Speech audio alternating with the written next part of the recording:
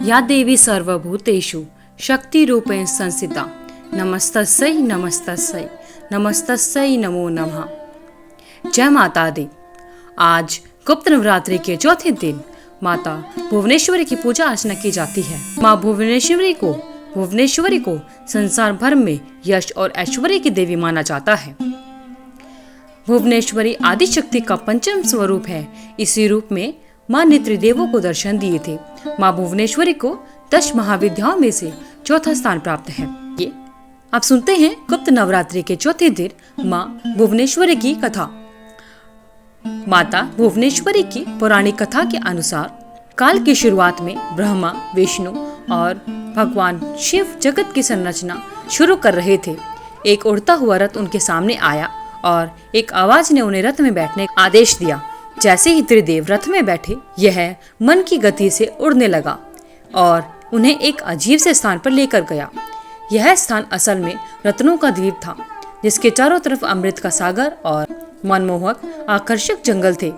जैसे ही त्रिदेव रथ के बाहर उतरे, वह स्त्री स्वरूप में बदल गए। उन्होंने उस द्वीप का अच्छी तरह मुआयना किया और वहां उन्हें एक शहर मिला। शहर के चारों तरफ सुरक्षा की 9 परतें थी और इस शहर की सुरक्षा उग्र स्वभाव के भैरव, क्षेत्रपाल, मातृका और दिक्पाल कर रहे थे। जैसे ही त्रिदेव शहर के अंदर गए, शहर का सौंदर्य और विकास देखकर मंत्रमुग्ध हो गए।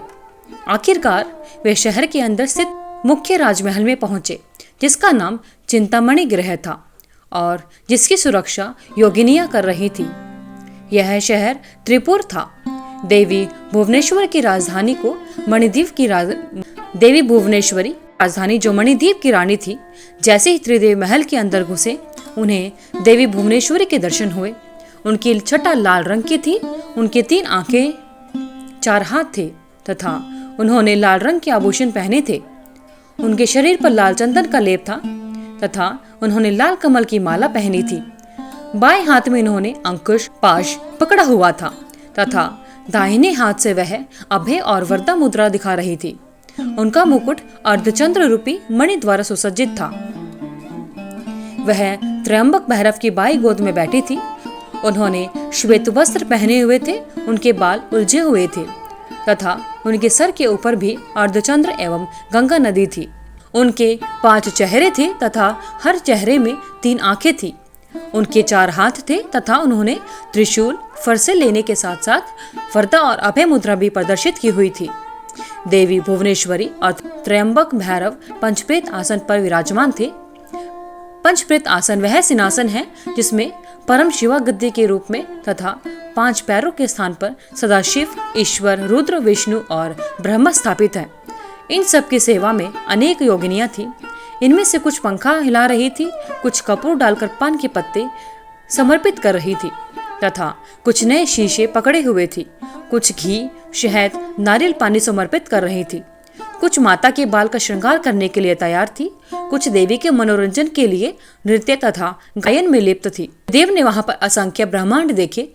हर ब्रह्मांड में उनकी तरह ही त्रिदेव थे और यह सब उन्होंने माता भुवनेश्वरी के पैरों के नाखून में ही देख लिया। कुछ ब्रह्मांड ब्रह्मा द्वारा बनाए जा रहे थे तथा कुछ ब्रह्मांड विष्णु द्वारा पाले जा रहे थे तथा कुछ रुद्र द्वारा संहारित किए जा रहे थे। ब्रह्मा की इच्छा शक्ति द्वारा उत्पन्न भुवनेश्वरी ने त्रयंबक के 3 स्वरूप बनाए, ब्रह्मा, विष्णु और भगवान शिव। इस तरह त्रिदेव त्रयंबक के 3 ही रूप हैं। त्रयंबक के ही 3 रूप हैं। तत्पश्चात उसके बाद देवी भुवनेश्वरी ने अपनी शक्तियां त्रिदेव को प्रदान की।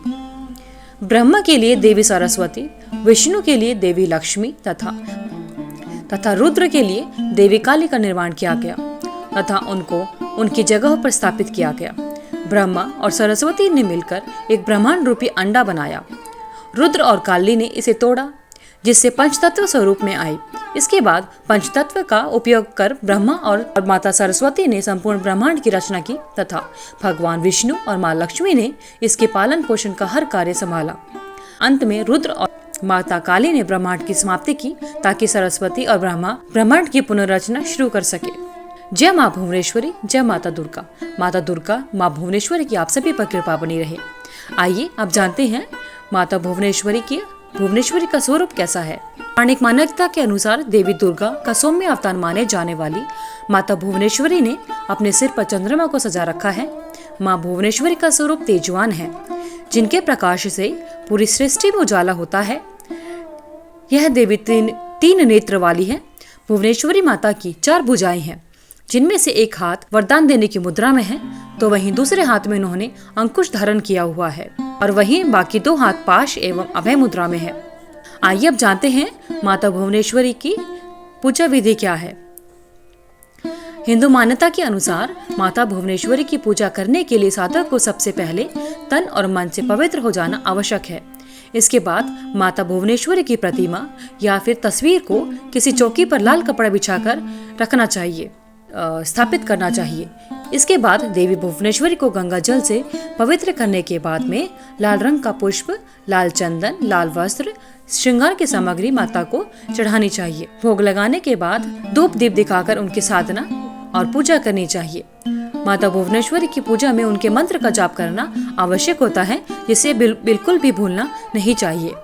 माता भुवनेश्वरी का आशीर्वाद पाने के लिए 9 साल तक की कन्या को बुलाकर उनका पैर पूजन करना चाहिए और उन्हें अलवा पूरी खिलाने के बाद उनका आशीर्वाद लेना चाहिए। भुवनेश्वरी भगवान शिव की इष्ट देवी हैं, जिनकी पूजा दक्षिण भारत में विशेष रूप से की जाती है। देवी भुवनेश्वरी अपने भक्तों की पूजा से शीघ्र प्रसन्न हो जाती हैं, सभी बुरी बलाओं से बचाती हैं। देवी की कृपा से उनके साधक को सभी प्रकार के सुख, संपत्ति और वैभव की प्राप्ति होती है। माता भुवनेश्वरी 14 भुवनों की स्वामिनी है। माँ को भगवान शिव की सखी माना जाता है। माँ भुवनेश्वर की पूजा लाल रंग के फूल, नवेद, चंदन, कुमकुम, रुद्राक्ष की माला, सिंदूर, फल से करनी चाहिए। पूजा के बाद भुवनेश्वरी माता की कथा का पठन एवं श्रवण करना आवश्यक होता है। धन्यवाद। माता भुवनेश्वरी की आप सभी पर कृपा बनी रहे। अगर आपको वीडियो अच्छी लगी तो वीडियो को लाइक करें, शेयर करें, चैनल को सब्सक्राइब करके बेल आइकन को जरूर प्रेस करें, ताकि आगे आने वाली सभी वीडियोस की नोटिफिकेशन आप तक समय से पहुंचती रहे। आपका दिन मंगलमय हो। कमेंट बॉक्स में जय माता दी लिखना ना भूलें।